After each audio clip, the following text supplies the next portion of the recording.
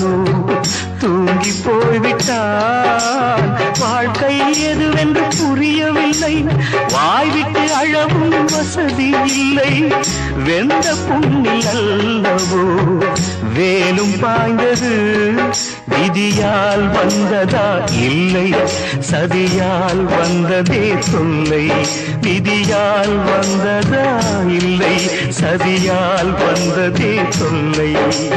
வானத்தை பார்த்தேன், பூமியை பார்த்தேன், மனுஷனை இன்னும் பார்க்கலையே. நான் பிறந்தது அழுதிட